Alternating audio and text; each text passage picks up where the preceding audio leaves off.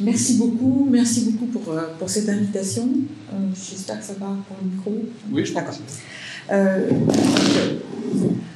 J'ai choisi, alors pour la période, je vais peut-être commencer par là, j'ai choisi de me concentrer sur les dernières années et donc de traiter surtout de la période 2005 à aujourd'hui, qui me semble être une période de grande transformation, même si dans les travaux que j'ai publiés, j'étais remontée jusqu'à la Révolution française, mais je pense que Christophe Charles a dû expliquer en quoi la suppression des universités sous la Révolution explique quand même beaucoup des modes de fonctionnement actuels. Alors, pourquoi je me centre sur cette période-là ? Tout simplement parce que si on fait un petit graphique avec les lois qui ont cherché à réformer et à réorganiser les universités françaises, et je vais surtout parler des universités, mais plutôt à un niveau du système d'enseignement supérieur français. Je ne vais pas rentrer à l'intérieur des universités, parce que je pense que là, il y a malgré tout des caractéristiques, mais ça serait un tout autre sujet, qui font que les universités restent très différentes des entreprises, mais bon, c'est un autre sujet. Mais quand on fait ce petit graphique, donc j'ai mis avec des petites flèches rouges les lois d'orientation. On en a eu dans 1896, donc Christophe Charles en a dû parler parce qu'il a beaucoup travaillé dessus. Et puis après, il faut attendre 1968 pour en avoir une nouvelle loi d'orientation, c'est quand même une très longue période. Et après, ça s'enchaîne avec 1984, loi Savary, 2007, loi Pécresse, et 2013, loi Fioraso. Et puis, des lois qui ne transforment pas l'université directement, qui ne s'intéressent pas au statut des universités, mais qui vont avoir beaucoup d'incidences. La loi de programmation de la recherche, qu'on a appelée à un moment donné la LOPRI de 2005, et la nouvelle loi de programmation de la recherche de 2020. Et puis, entre-temps, il y aura l'ordonnance de 2018, dont je vais aussi parler, qui, à mon avis, a eu un impact très fort sur la transformation du système.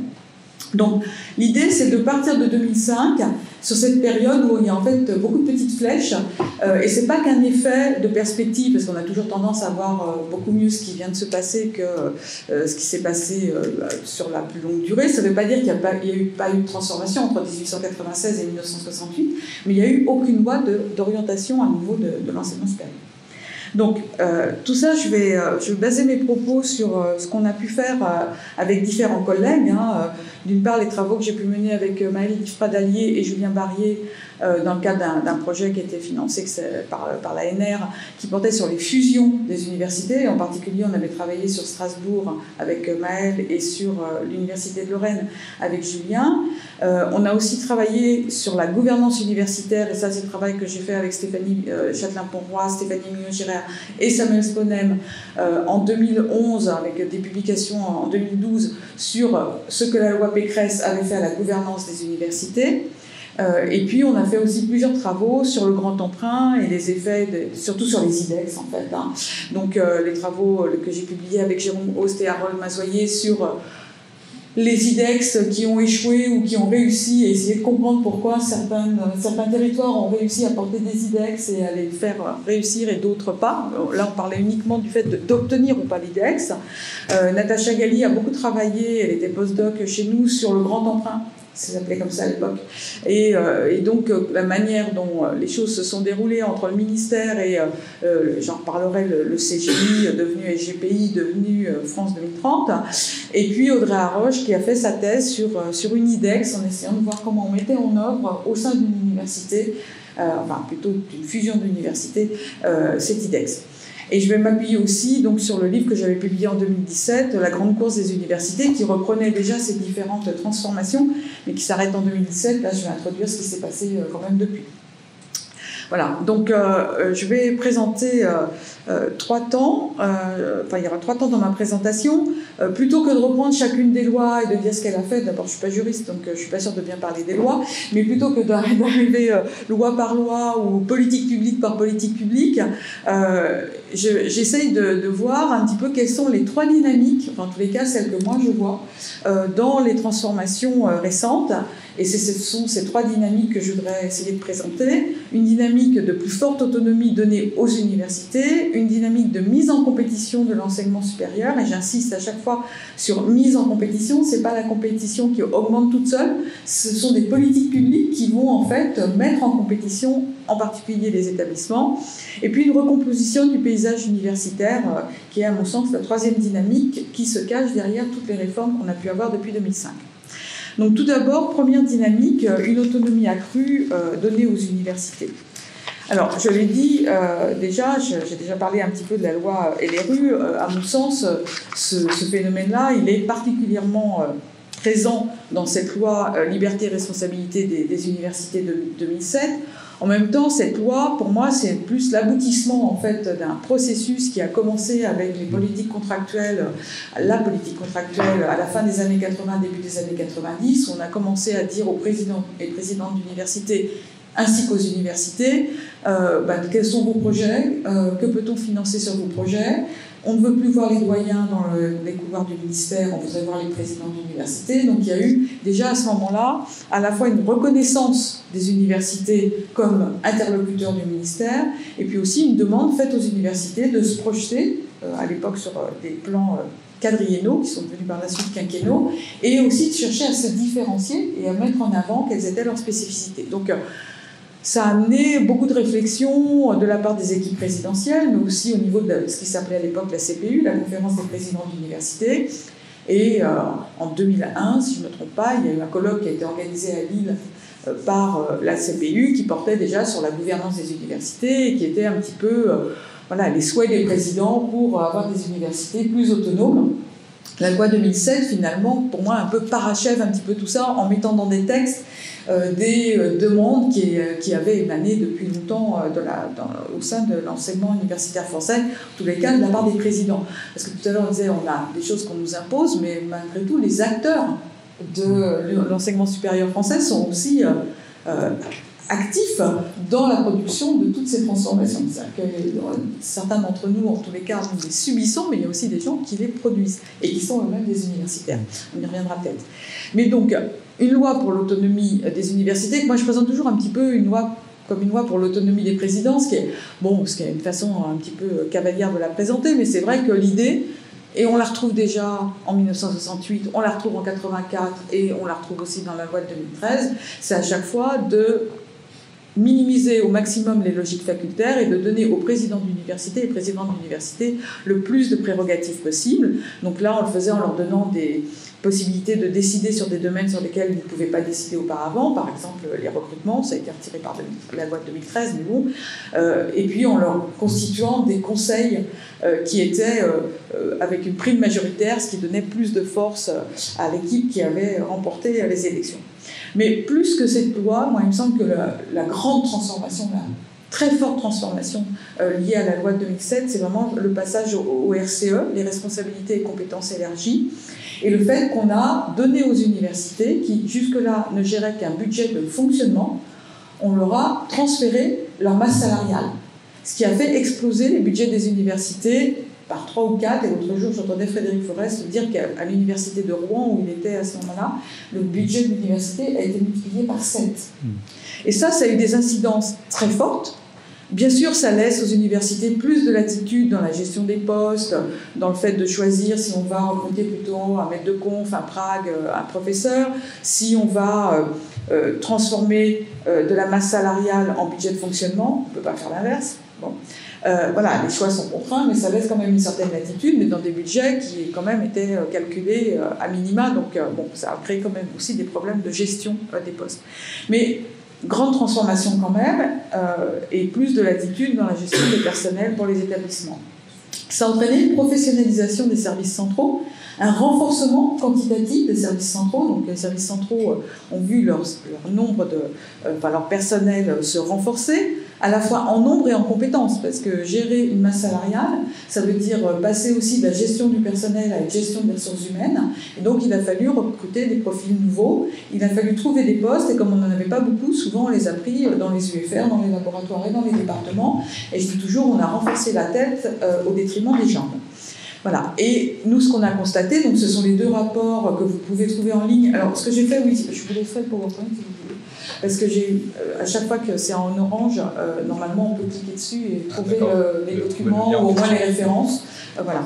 Mais on a publié deux rapports très monographiques, très empiriques, avec un qui est basé sur l'étude de 3 universités et l'autre qui est basé sur un questionnaire qu'on a passé dans toutes les universités françaises avec mes collègues, et on les a mis à disposition, ils sont en ligne, vous pouvez les lire si vous voulez savoir voilà, ce qu'on avait publié en 2012 et ce qu'on avait constaté. Donc c'était ce renforcement des services centraux, mais aussi une très forte centralisation du fonctionnement des universités à la faveur du passage au RCE.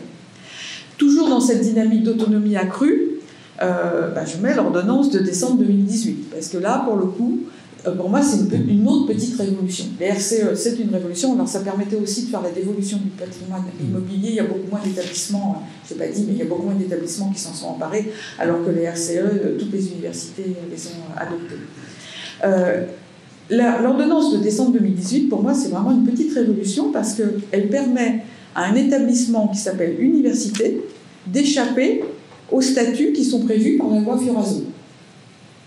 Donc, il permet à des établissements qui, pendant un certain temps, s'appellent des EPE, enfin, vous savez bien ce que c'est, je pense, ici à Saclay, un établissement public expérimental, qui leur permet de penser leur statut. Alors, bien sûr, il faut respecter le code de l'éducation, on ne peut pas faire ce qu'on veut, on ne peut pas faire n'importe quoi, l'ordonnance précise qu'on ne peut pas avoir tant de pourcentage dans un CA, par exemple, je crois qu'il faut au moins 40% de membres du CA qui sont des personnels de l'établissement. Bon, donc il y a quelques règles, hein, on ne fait pas ce qu'on veut, mais quand même, ça veut dire qu'on peut déroger aux statuts qui sont prévus par la loi 2013. C'est la première fois qu'on pouvait. Le seul établissement qui fonctionnait comme ça et qui s'appelait université, c'était l'université de Dauphine.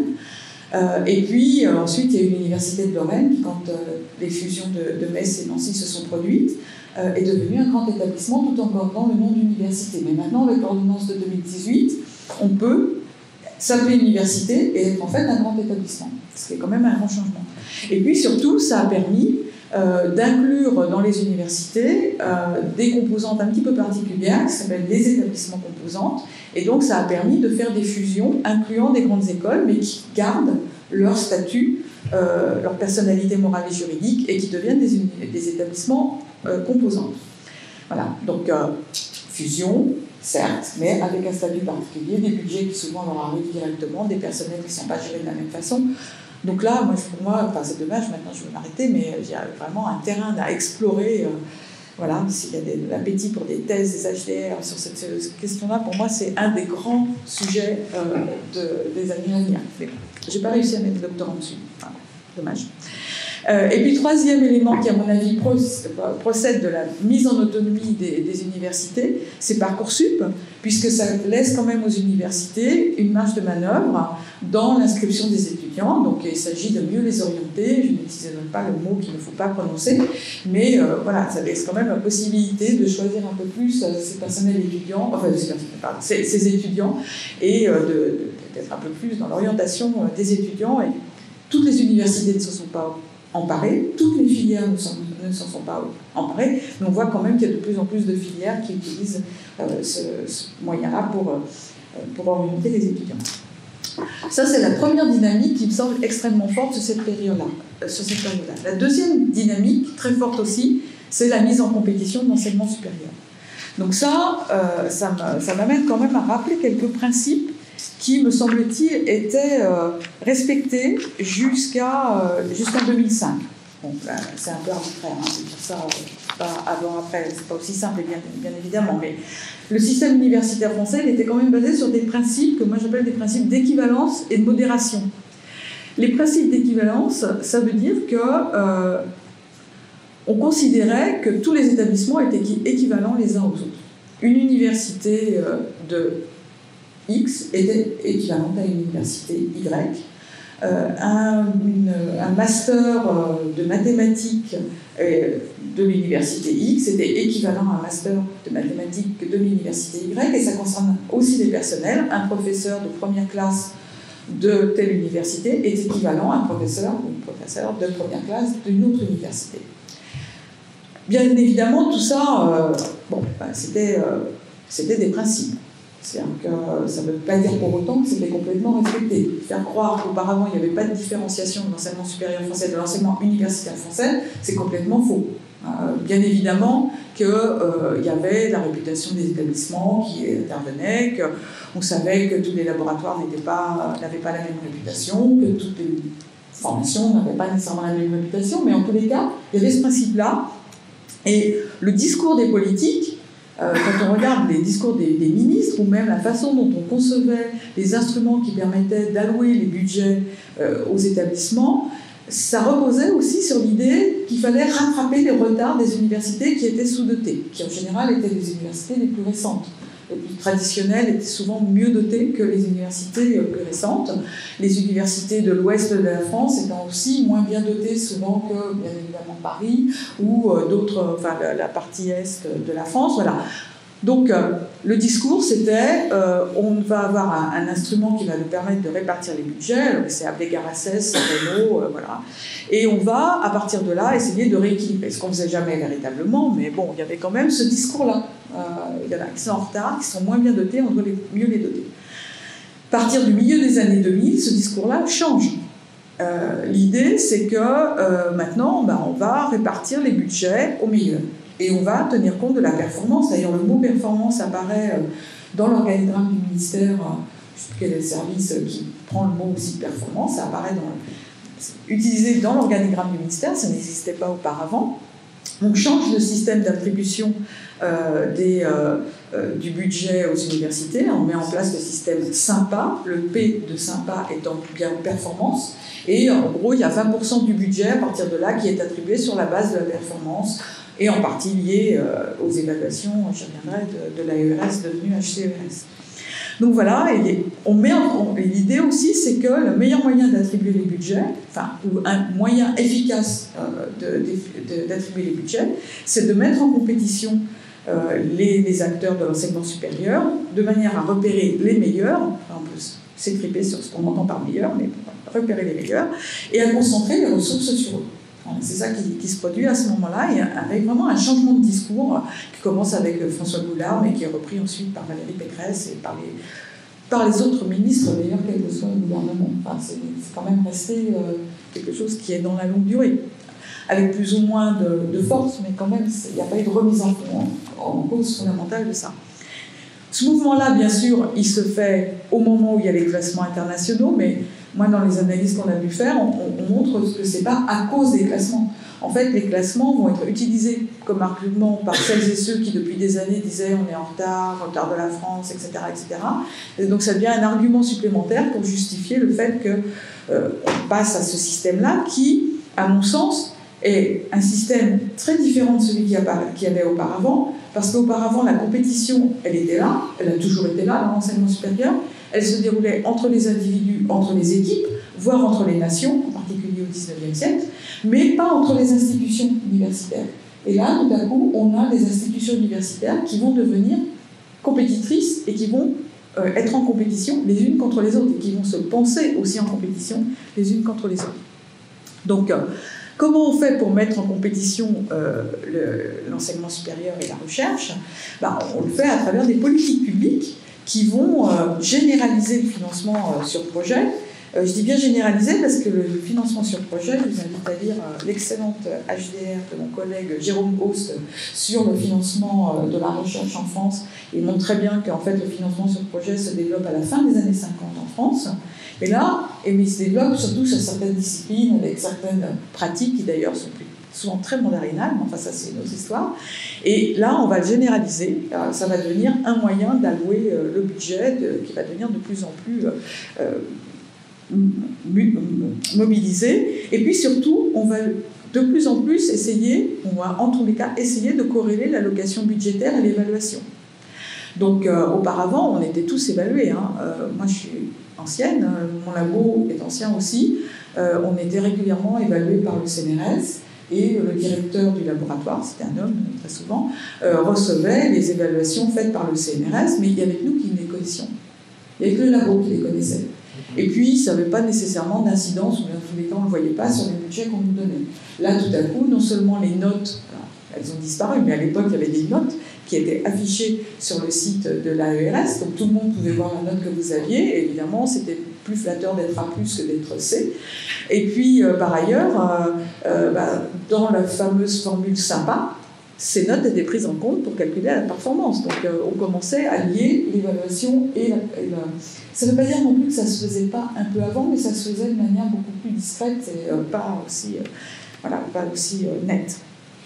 Donc on va recourir à ce que nous on appelle des instruments d'action publique, qui sont illustratifs de ce que mes collègues Le Gallès et Scott appellent la nouvelle révolution bureaucratique, ou Philippe Bézès aussi, qui montre bien que finalement c'est une autre forme de bureaucratisation. On ne bureaucratise pas uniquement par les règles, mais aussi par les indicateurs et par les chiffres. Et on va avoir création d'une agence de financement. Là aussi, il y avait déjà, comme je disais, du financement sur projet, mais on va centraliser tout ça dans l'agence qui s'appelle l'ANR, et puis une agence d'évaluation qui, dans un premier temps, s'appelle AERS, puis en 2014 devient HCERS, mais ça ne change pas grand-chose, si ce n'est qu'elle a quand même beaucoup fait évoluer ses modalités de travail. Entre les temps, il y a beaucoup moins de notation, il n'y a plus la notion de publiant, pas publiant, il y a des choses qui ont évolué. Et puis, on ne confie pas au ministère cette tâche de mettre en compétition. Le ministère, lui, va continuer à allouer ses budgets, comme il le faisait traditionnellement, ce qui fait que certains parlent d'un ministère de l'ordinaire, mais on va créer à côté du ministère de l'ordinaire un ministère de l'extraordinaire. Donc c'est le commissariat général aux investissements, placé à côté du Premier ministre, devenu secrétariat général au programme d'investissement, SGPI, devenu France 2030.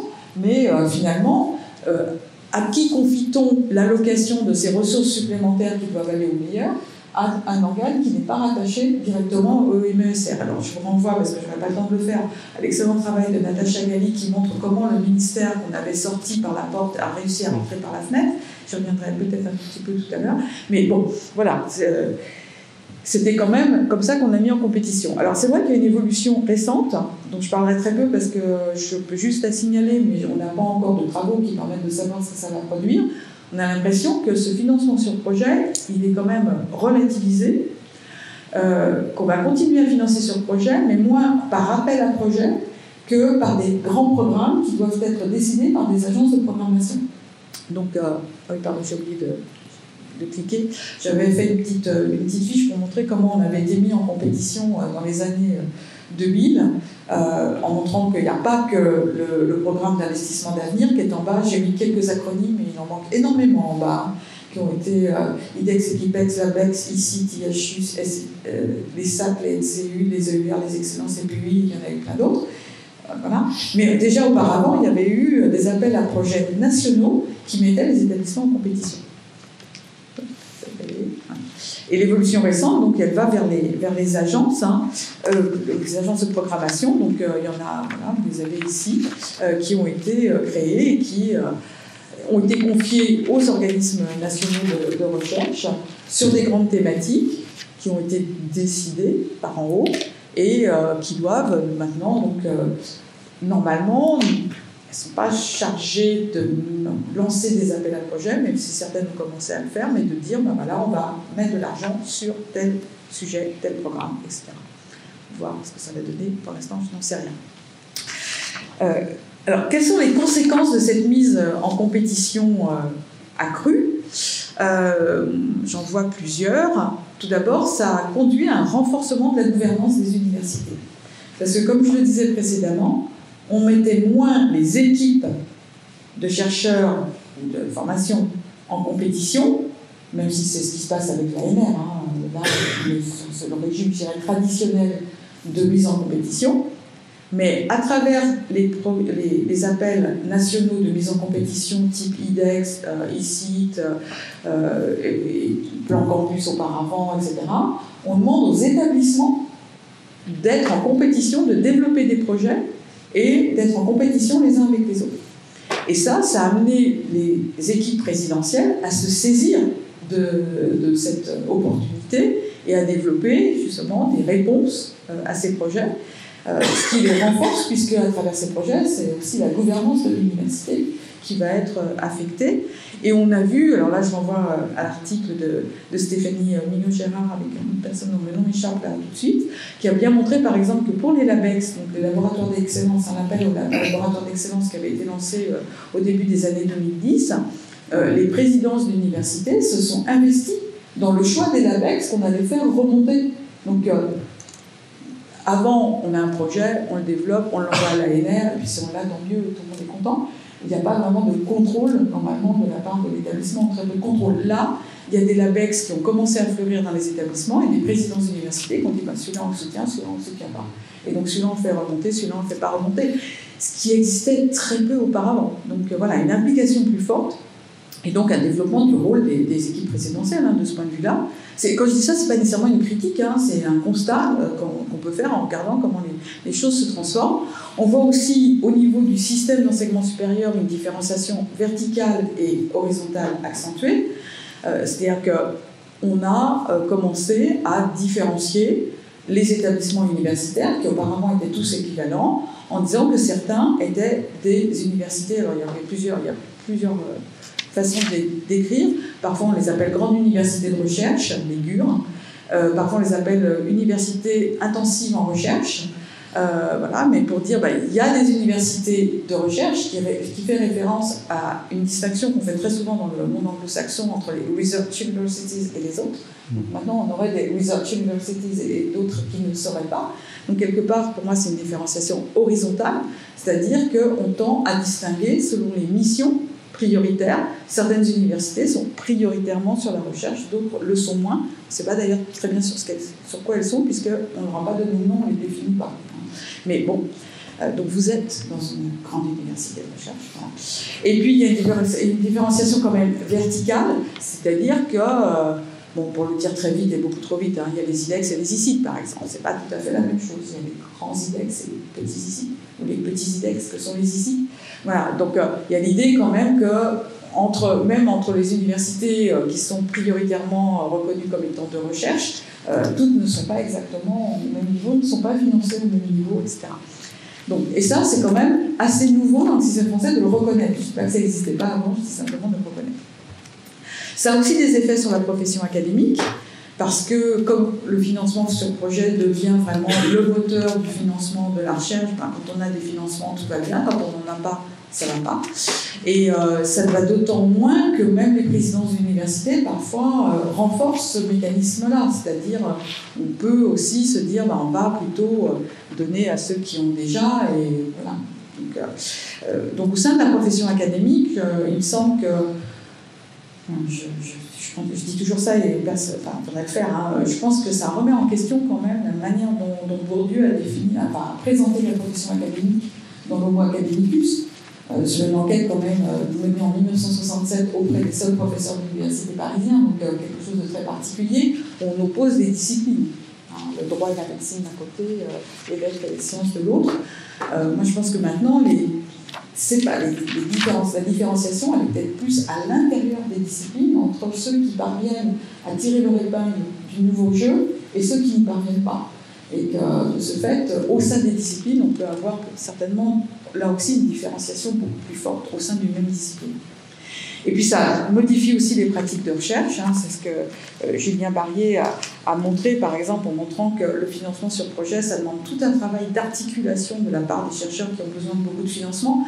Alors peut-être êtes-vous moins concerné dans une faculté de droit que, par exemple, les biologistes, qui ne peuvent absolument pas travailler s'ils n'ont pas de financement sur projet. Et qui donc vont articuler différents projets, différents financements pour parvenir justement à mener leurs travaux. Ou bien on voit aussi, malgré tout, on voit aussi qu'il y a des résistances. Je parlais très peu des résistances, et là il y a Clémentine Gozan qui est en train de travailler son HDR justement sur les mouvements et les résistances des universitaires face aux réformes. Mais il y a aussi des résistances, et par exemple Jérôme Bost et Ulrike Lepont ont travaillé sur des LABEX en biologie en regardant comment les LABEX avaient utilisé les moyens qu'ils avaient obtenus via les LABEX, et ils montrent que parmi les LABEX, alors j'ai oublié le nom, je crois qu'ils en ont étudié 6, il y en a un effectivement qui a reproduit en interne des appels à projets présélectifs, mais il y en a plusieurs, et la majorité même, qui a utilisé les fonds LABEX pour redistribuer de manière relativement égalitaire, je dis bien relativement égalitaire, entre les différents partenaires des labos participants. Donc voilà, ne reproduisant pas à l'intérieur du LABEX la logique très sélective de l'appel à LABEX. Donc tout ça pour dire qu'on résiste aussi, on n'est pas complètement passif par rapport à tout ça. Troisième point, troisième dynamique, la recomposition du paysage universitaire. Parallèlement à cette mise en compétition de l'université, il y a eu toute une politique, et à nouveau c'est une politique publique, de restructuration du paysage de l'ESR français. Alors là aussi, je pourrais montrer que c'est une vieille lune. Hein. Ce n'est pas quelque chose qui nous arrive comme ça dessus tout à coup et qui n'arrivait pas auparavant. La volonté de rapprocher universités, grandes écoles et organismes, par exemple, on la trouve déjà dans le rapport Attali de 1998, hein, et puis on la retrouve aussi par le passé pendant le colloque de Caen, par exemple, de 1956. Déjà, vous avez l'idée qu'il faudrait rapprocher universités et grandes écoles. Je parle moins des organismes de recherche à l'époque, mais voilà. Donc, c'est pas nouveau, ça n'arrive pas comme ça tout à coup, comme quelque chose de neuf. Mais là, on met en place des outils qui visent justement à permettre ce rapprochement. Donc ça apparaît dans la loi de 2005, la loi Lopri, avec la possibilité pour les établissements qui le souhaitent, qui sont situés sur un même territoire, de se regrouper dans des presses, pôles de recherche et d'enseignement supérieur, et de convier à ces pôles de recherche et d'enseignement supérieur des compétences qui seraient partagées entre les différents participants. Puis ça, ensuite, comme ça n'a pas trop marché, et mon explication du fait que ça n'a pas trop marché, c'est aussi que parallèlement, il y a la loi Pécresse qui arrive, et finalement, ça permet au président de l'université d'obtenir ce qu'il voulait avoir à travers les presses. Donc il n'y a plus besoin de se mettre dans des presses pour avoir un peu de liberté par rapport à la loi Savary. Donc bon, ça c'est mon explication, je ne sais pas ce qu'elle vaut, mais en tous les cas, voilà. Il y avait un très fort enthousiasme des présidents d'université en mars 2007, lors du colloque de la CPU, juste avant les élections présidentielles pour les presses. Et c'est quand même bien retombé, et il a fallu faire, là on a un appel national à la création de presse, qui a été lancé par Valérie Pécresse. Donc là, ça a relancé la machine, parce qu'on donne de l'argent, comme on a tous besoin d'argent, on répond et on essaie d'avoir une presse. Mais bon. Et puis, ces presses, ensuite, ils sont devenus des communes, avec la loi 2013 de Fioraso, avec l'obligation pour les établissements d'être dans un regroupement, que ça soit une fusion, une commune ou une alliance. Je ne vais pas rentrer dans le détail, mais c'est trop... Voilà. Mais l'idée, quand même, c'est qu'on doit dépasser à travers ça le découpage de l'ESR et qu'on est un peu obligé de se regrouper. D'ailleurs, tout le monde sait encore ce qu'est une commune. Non, c'est pas grave, mais vous pouvez oublier. Mais à un moment donné, on nous a demandé de constituer des établissements au-dessus des établissements. Donc, par exemple, moi, je suis à Sciences Po, j'étais dans une commune qui s'appelait USPC, qui réunissait 8 établissements. Donc, je ne vais pas vous les citer, peu importe. Et donc, à l'époque, j'étais vice-présidente de recherche, parce que là, j'y suis, mais pour une petite période seulement. Mais j'étais pour 5 ans vice-présidente de recherche de Sciences Po. Et donc, tous les mercredis, non pas tous les mercredis, un mercredi matin sur 2, je me réunissais avec les autres VP recherche de la commune, et on avait le VP recherche de la commune. Donc, en fait, ça reproduisait les établissements à un niveau supérieur. Donc, on avait des établissements dans un établissement, sans être pour autant établissement composante. Enfin, c'était très compliqué. Donc voilà, donc ça, c'est pour essayer de faire en sorte qu'il y ait des regroupements. Cette politique, elle est faite donc par le haut à travers la création des presses et des communes, mais il se passe aussi quand même des choses au niveau local qui ne sont pas nécessairement initiées par le national. Donc, dès la fin des années 90, à Strasbourg et à Grenoble, on a des présidents d'universités qui se disent « Mais pourquoi on a 3 universités à Strasbourg? Pourquoi on a 3 universités à Grenoble ?» Et Grenoble, d'ailleurs, avance plus vite au départ que Strasbourg. Et puis, pour des raisons que je ne vais pas mentionner là, ça s'arrête. Et Strasbourg continue. Et alors que le ministère demandait à Strasbourg de créer un press, si possible avec l'université de Mulhouse qui n'est pas très loin, les 3 présidents de l'université de Strasbourg continuent et s'entêtent et disent bah non, nous on va directement en fusion, on ne fait pas un press pré-fusionnel comme à Marseille, on fusionne, contre l'avis finalement du ministère à ce moment-là. Et pourquoi le ministère est contre à ce moment-là? Parce que finalement, c'est une fusion d'universités, mais sans grande école. Donc, quelque part, ça ne correspond pas exactement à l'idée qu'on se faisait de regroupement des grandes écoles, des universités, etc. Il n'empêche que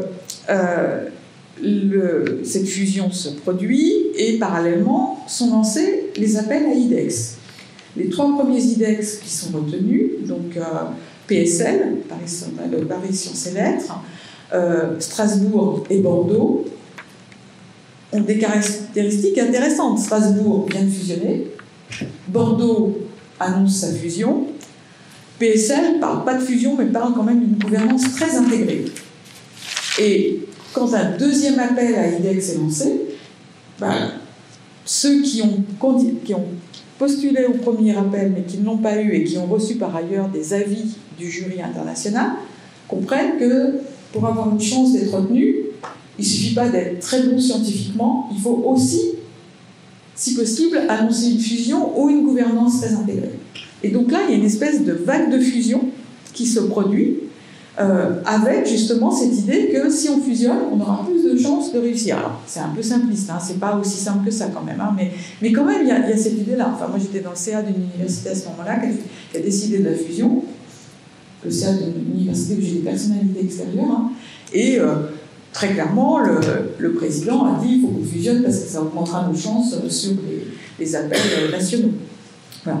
Donc, fusionner pour imiter les gagnants du programme d'investissement d'avenir.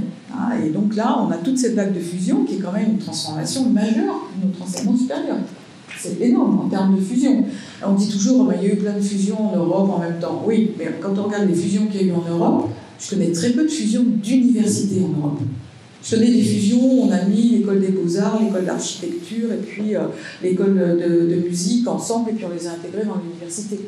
Mais des fusions d'universités, il y a Essen-Duisburg en Allemagne, il y a les universités de Manchester. Mais voilà, on n'en a pas tant ça, il y en a d'autres, hein, certainement. Mais je veux dire, c'est que là, nous, on a eu au moins une douzaine de sites qui ont fusionné, ce qui est quand même pas rien. Voilà. Alors, ce mouvement de transformation du paysage universitaire, à la fois, on peut dire que c'est une réussite, parce qu'il y a eu ces fusions, et en plus, avec l'ordonnance de 2018, ça permet d'aller encore plus loin et d'intégrer des grandes écoles dans les fusions, ce qui n'était pas possible avant. Mais en même temps, on peut dire que c'est un échec, c'est-à-dire que les communes, le fait que certains d'entre vous ne sachent pas ce que c'est, montre que voilà, ça a été créé en 2013, et en 2025, on ne sait même plus ce que c'est. Elles ont disparu. Mais l'explication, moi, que je donne de ça, c'est le fait que les communes, en fait, introduisaient il y avait une sorte de contradiction entre la logique territoriale portée par les communes, qui incite donc à se coordonner et à coopérer avec les gens qui sont à côté de vous, et la logique scientifique qui est hors frontière, et qui n'obéit en plus pas au même principe. Donc, les alliances qui se font entre les établissements, elles sont souvent entre établissements qui considèrent qu'ils se ressemblent, ou qui appartiennent à la même catégorie, ou qui ont des complémentarités. Il n'est pas obligatoire, ou il est même rare, qu'on ait des complémentarités au niveau local.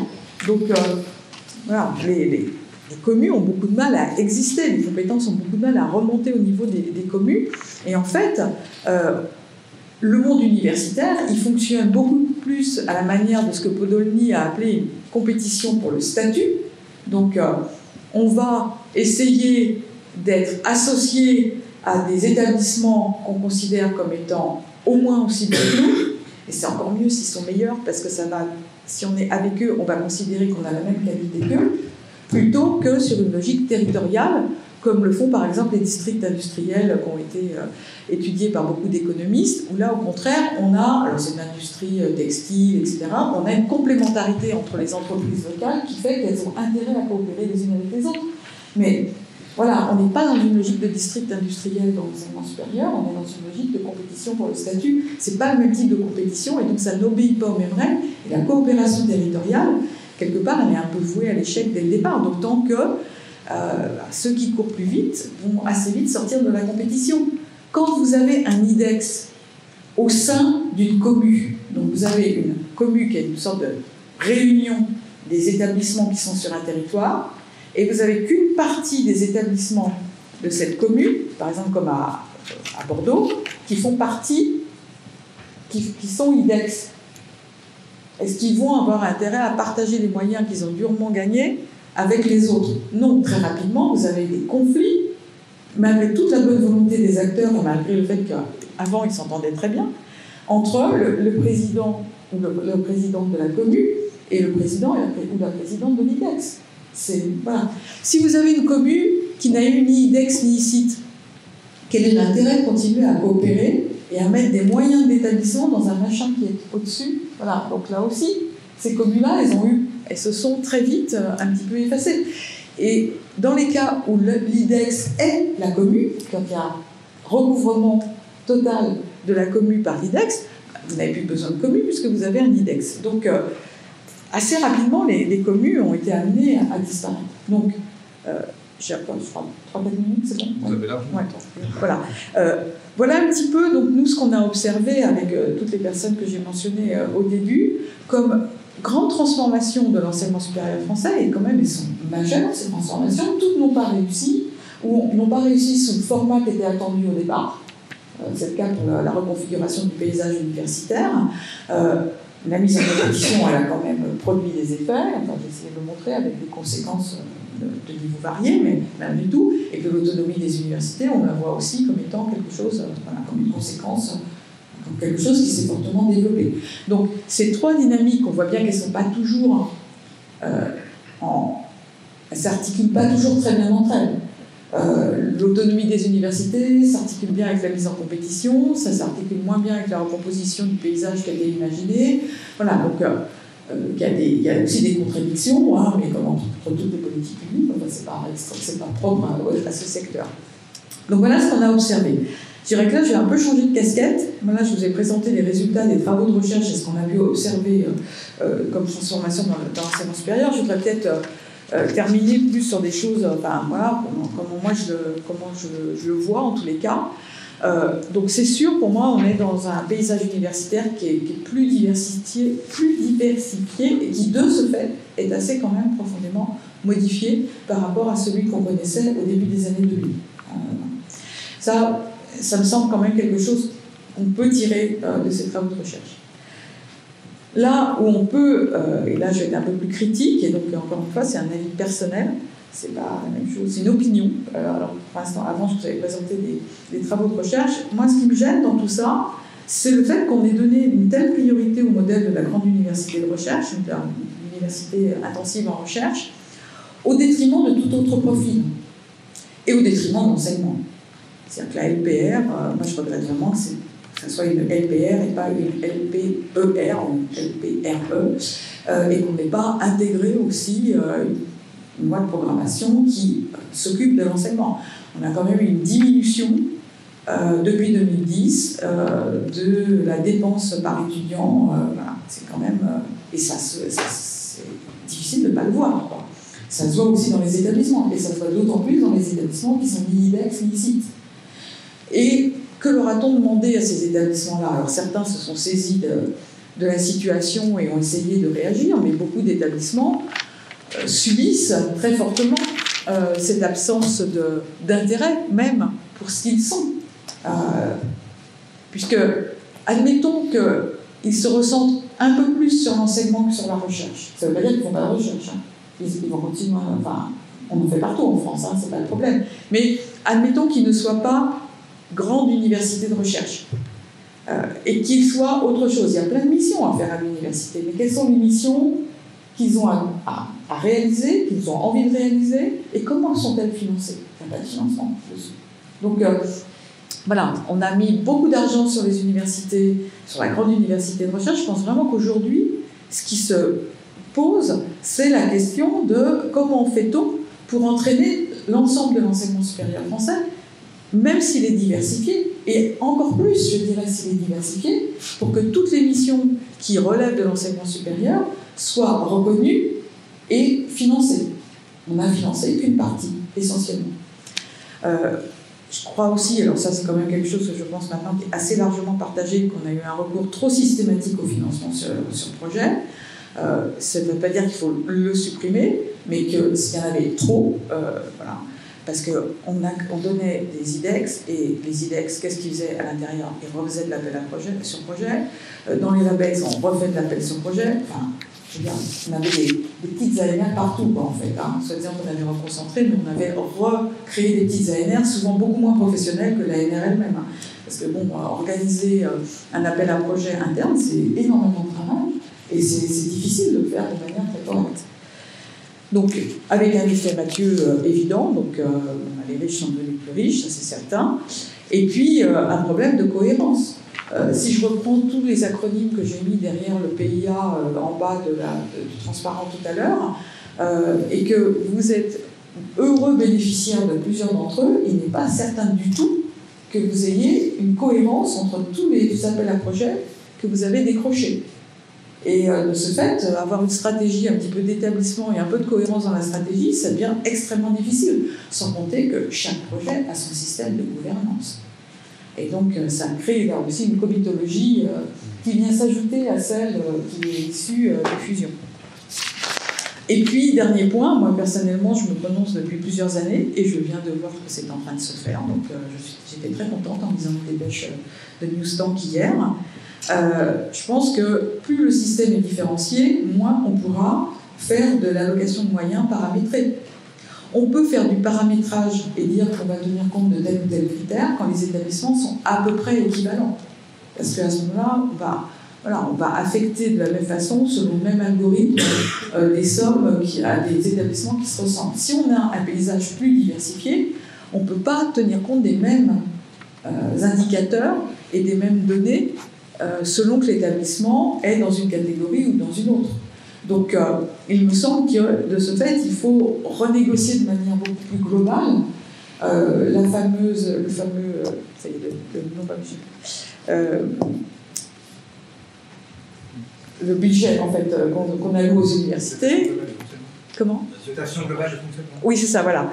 La dotation globale de fonctionnement, enfin le budget global, il me semble qu'il faut le négocier aussi dans un contrat global. Et j'ai vu qu'il y a une expérimentation qui va être menée. Alors, on donne la responsabilité de la négociation au recteur. Je ne suis pas sûre que, c'est pas que les recteurs ne sont pas compétents, mais je ne suis pas sûre que malgré tout, ils soient complètement outillés pour faire ça. Mais bon, on verra. Ça, c'est encore une autre histoire. Mais on va essayer avec certains établissements d'avoir cette réflexion. Et pour moi, c'est fondamental parce que plus que le contrat lui-même, ça oblige des établissements à avoir des projets, à se construire une vision, à définir les missions qu'ils vont remplir et à partir de là, je l'espère, à obtenir aussi des moyens qui leur permettront de porter cette vision. C'est subvention pour charge de service. Voilà, merci. Subvention, c'est le S chaque fois qu'il me... Voilà, Subvention pour charge de service public. Merci. Merci à vous.